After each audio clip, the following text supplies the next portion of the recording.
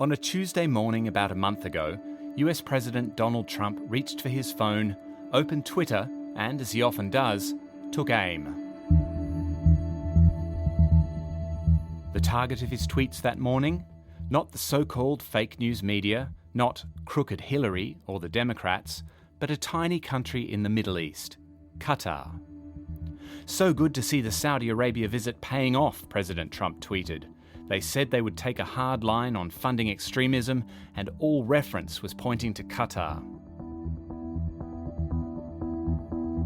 Saudi Arabia and other neighbours had just accused Qatar of supporting terrorism, and they cut off diplomatic relations as well as air, sea and land links. They've since sent Qatar a list of tough demands, including shutting down the Al Jazeera news network.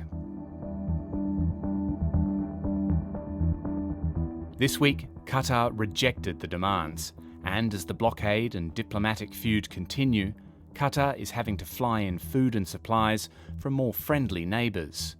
It's a complicated situation, but as those June tweets appeared in the feeds of President Trump's followers, many of them probably had a pretty simple question. I'm James Fletcher, and this week on The Inquiry on the BBC World Service, we're asking, what's so special about Qatar?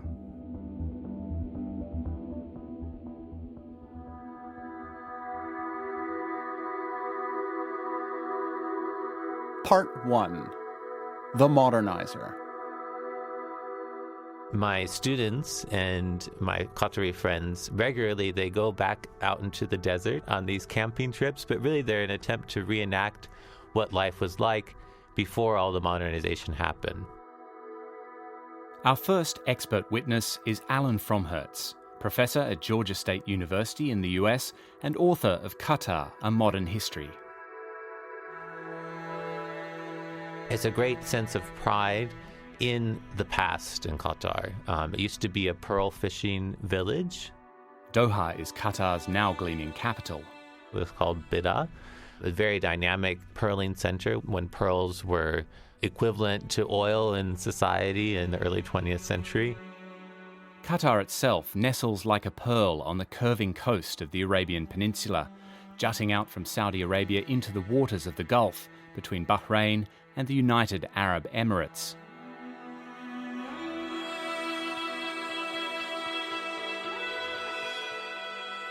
It's a tiny strip of mostly sand, and for much of the 19th and 20th centuries was under British control. In 1868, the British wanted to secure and maintain a relationship with one particular person in Qatar who they could deem as responsible. So they selected Muhammad Al Thani. Al Thani. Hold on to that name, because the same families still rule Qatar today, and we'll be hearing more about them shortly. The other key thing, which still resonates today, is that as a small state, Qatar needed protection from its bigger neighbours. So there was definitely this fear, this sense that Qatar could be simply absorbed into Saudi Arabia, and the Al Thani wanted to do all they could to avoid that. Today, Qatar is home to gleaming skyscrapers, but for much of the 20th century it was very different.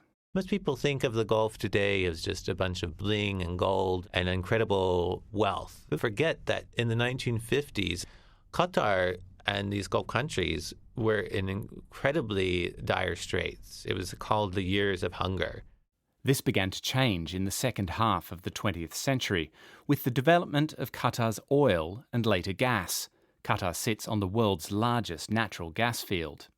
Qatar became independent from Britain in 1971, and with that protection gone, its ruler, Sheikh Khalifa, had to depend instead on their larger, more powerful neighbour. Sheikh Khalifa allowed the Saudis to pretty much control much of his own foreign policy. This didn't sit well with Sheikh Khalifa's son, Sheikh Hamad. He's going to be the key player in this inquiry. Sheikh Hamad was born in 1952 and received his army training in Britain. I remember meeting him once at the Four Seasons Hotel in Doha, and he definitely presents this air of somebody of quiet approachability with a certain air of both humility but also as an authority. Most importantly, Sheikh Hamad saw Qatar's relationship with its neighbour and the wider world very differently to his father. His vision was a Qatar that was known, a Qatar that was recognized, a Qatar that couldn't simply be absorbed. By the early 1990s, Sheikh Hamad was responsible for the day-to-day running of Qatar. But his father still controlled the purse strings, so in June 1995, while his father was on holiday in Switzerland, Sheikh Hamad seized power in a coup remarkable for its lack of drama. Not a shot was fired, but Qatar's neighbours were still rattled by the new young leader. I think that the role of this new generation was something of a threat to the old guard. But I think for the Saudis especially, it was definitely this fear that Sheikh Hamad had the ability to establish an independent foreign policy, to break Qatar away from its effective guardianship over its foreign policy that Saudi Arabia used to have.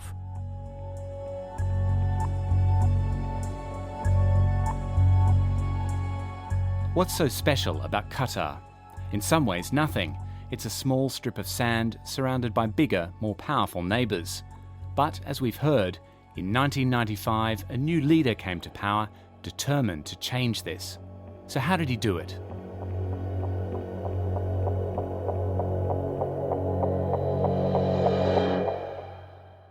Part 2. The Brand. My wife and I decided to move for 1 year, and that was 10 years ago. We've been there ever since. Mehran Kamreva is one of many who've been seduced by the new Qatar, created in the years since Sheikh Hamad took power. It's the new heart of the Middle East. Qatar, for the last 10 years or so, has emerged as a center of gravity in terms of commerce, transportation hub, politics, and diplomacy of the Middle East. Professor Kamreva is director of the Center for International and Regional Studies at Georgetown University. That's an American university, but it also has a home in Qatar's Education City, a vast campus of American, French, and British universities, all housed in gleaming new buildings amid manicured green lawns, and all of this in the middle of the desert. The short-term goal, of course, is to educate successive generations of Qataris. But the larger assumption behind the establishment of Education City was to turn Qatar into a cultural center of the Arab world. And again, this is in line with this attempt to carve out a certain Qatar brand. The way Sheikh Hamad saw it, the more people knew of Qatar, the more secure it would be. And of all the things Sheikh Hamad did, none got Qatar as well known as this. أهلا بكم في موجز الأنباء من قناة الجزيرة. أعلنت دول الحصار أنها تلقت Al Jazeera, Qatar's satellite news network. Al Jazeera was an absolute game changer in terms of state-society relations across the Arab world, where all you needed was a satellite dish to get the latest information as to what was happening inside your country. There was no other source of information. This is before the widespread use of the internet, before the spread of social media, long before Twitter. So Al Jazeera, in many ways, dramatically shifted the power balance across the Middle East. On top of a game-changing satellite channel, Education City, and a highly rated global airline, Qatar has established world-class museums and hosted global sporting events, winning the right to stage the 2022 Football World Cup. It's a vast ambition, but how on earth has a tiny state like Qatar paid for it all? It has inordinate resources coming from LNG, liquefied natural gas. And so the financial resources that Qatar has at its disposal come from the sale of LNG and, in more recent years, through very aggressive investments abroad through its sovereign wealth fund. These investments include London's tallest building, the Shard, Porsche, Volkswagen, Barclays Bank and the Paris Saint-Germain football team. But Mehran Kamreva suggests the strategy was a little too successful in getting the world's attention. When you tell people, look at me, look at me, look at me, at some point they will begin to look at aspects of you don't want them to see. As the world looked closer at Qatar's gleaming towers and manicured lawns, they saw what human rights organisations call an army of exploited migrant labourers. Intense scrutiny of the country's World Cup bid led to allegations of corruption and vote buying. The damage has been considerable. I think what we saw in the late 1990s and in the early 2000s was what you might call Qatar's moment in history. It was basking in this glory. Everything seemed to be going Qatar's way.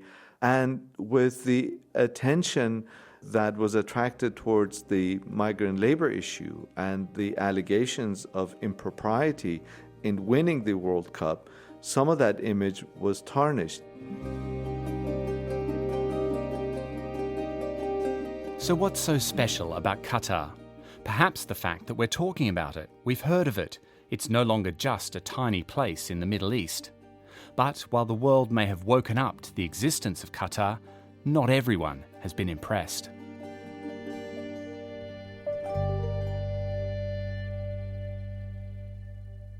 Part 3. The Mediator. Throughout my childhood, Qatar didn't feature at all. It was only when Al Jazeera was established that suddenly Qatar became a word that people were talking about. Before moving to Britain 20 years ago, Lina Khatib grew up in Lebanon. She's now head of the Middle East and North Africa program at the Chatham House think tank, and Qatar has gone from regional nobody to a heavyweight player on the global stage. Qatar basically distinguished itself through the mixture of media and mediation, playing the role of mediator and staying neutral, friends with everybody, the go-to place for conflict resolution, yet without being seen as taking sides. And when it comes to mediation, Qatar hasn't shied away from high-profile conflicts. The main one was trying to mediate between Hamas and the Palestinians on one side and Israel on another side. They tried to play a role in that, and at one point, Qatar was not just hosting the Hamas leadership, but also a trade office for Israel in Doha, which was unprecedented in countries that had not signed a peace treaty with Israel. Sheikh Hamad also pursued cordial relations with Qatar's neighbour, Iran, a fierce rival to the region's other big powers like Saudi Arabia.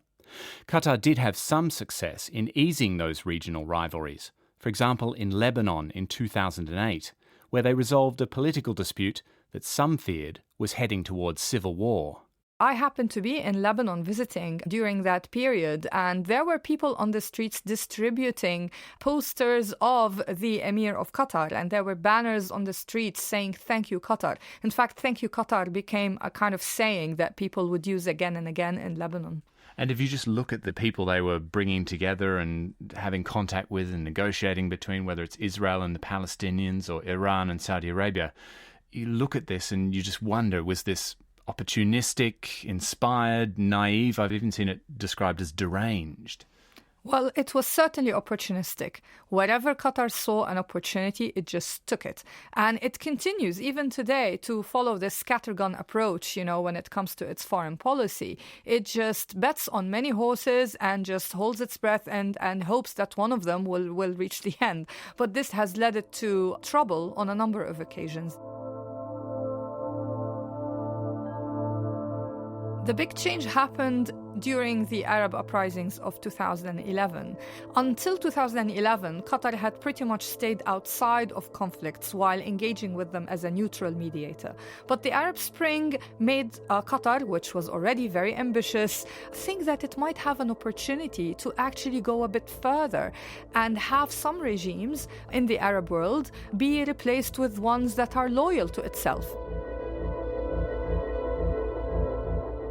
Although they didn't instigate any of the uprisings, Qatar cultivated and supported people and groups who they hoped might be sympathetic.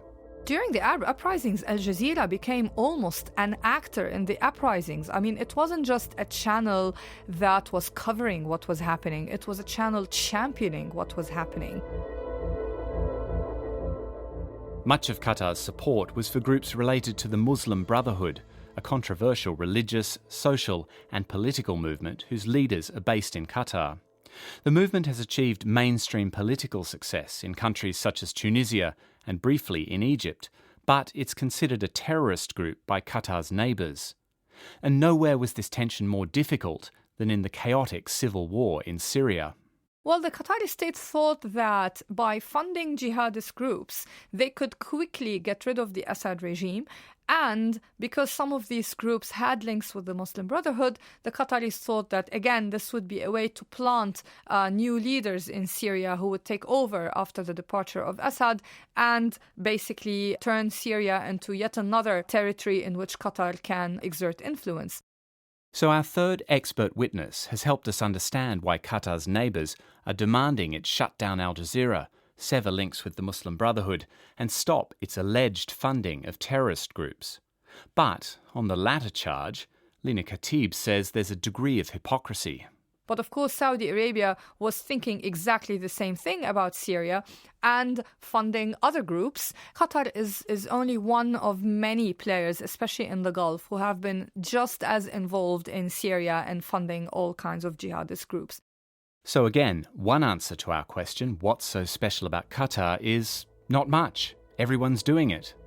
But while from outside the region, Qatar might look like the little country that just wants to be friends with everyone, it looks very different to Qatar's neighbours. Qatar has been seen as a country that is setting out on a path of its own, a path that is highly supportive of the Muslim Brotherhood while being highly accommodating of Iran. And this combination is certainly one that is completely unacceptable for Saudi Arabia and UAE. So if Qatar has managed to deepen its traditional rivalries, can it count on its friends? Time for our final expert witness. Part 4. The Indispensable Friend. I wanted to look at some aspect of Gulf politics, and there was this country beginning in Q, back in sort of the late 2000s, that was doing all this weird and wonderful stuff. Before he became a lecturer at King's College in London, David Roberts was thinking about spending several years researching his PhD. He wanted to make sure he didn't get bored, so the weird and wonderful country beginning with Q seemed like a good bet. It was just doing something really unusual.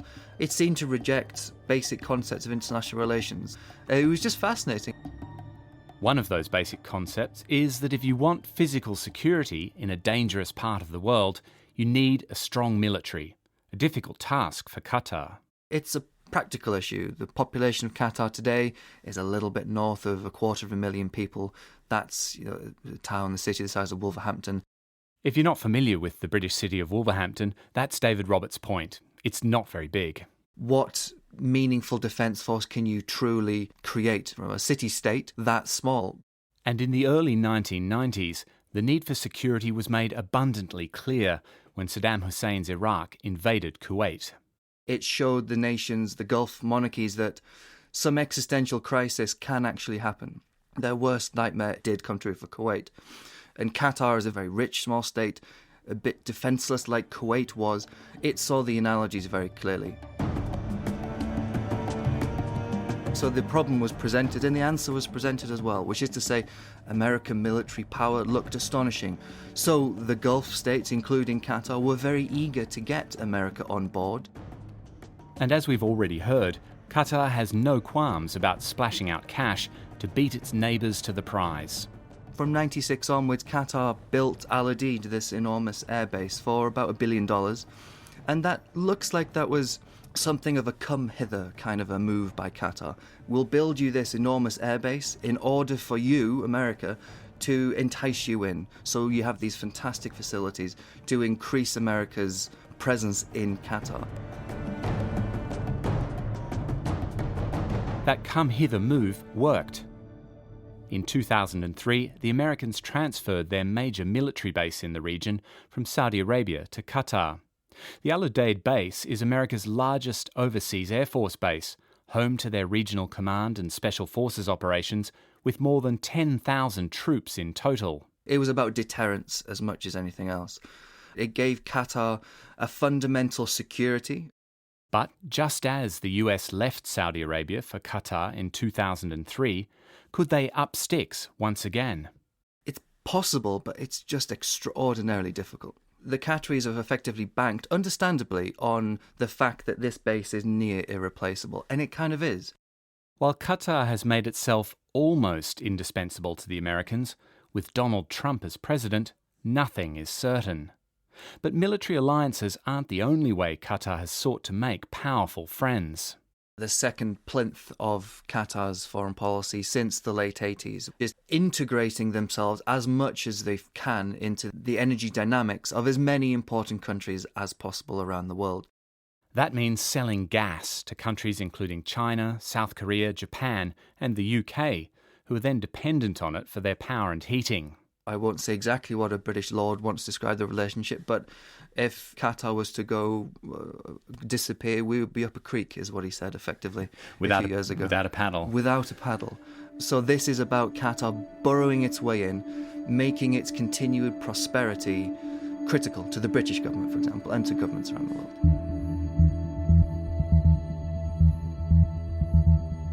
What's so special about Qatar? In this inquiry, our expert witnesses have explained how, under the leadership of Sheikh Hamad, this tiny country became the vehicle for a big, bold vision. Branding and brokering solutions to conflicts put Qatar on the map. Alliances with the US and global gas customers provided a safety net underpinning the strategy. In many ways, it's been a huge success, but it hasn't gone down well with Qatar's neighbours. Up until the late 1980s, Qatar was a sort of a small, dutiful state that did just follow the Saudi line, generally speaking. And so it's the contrast between the vast majority of the 20th century, if you will, and the Qatar we've seen in the last 30 years, that, as I say, just rejects the norm in every way, shape or form, and they want to put it back in its box.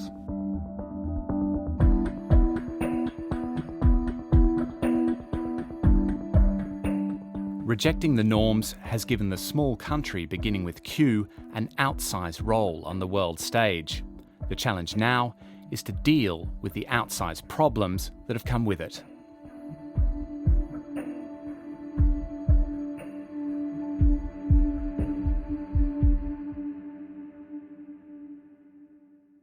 That's all from the inquiry and from me, James Fletcher. The programme was produced by Simon Mabin and Sarah Shebbear. It was mixed by Rod Farker and edited by Emma Rippon. We love to hear what you think of the programme, so please review us wherever you get your podcast or get in touch via our Twitter account at BBC The Inquiry. Next week, we'll be talking about CRISPR as we ask, is gene editing out of control?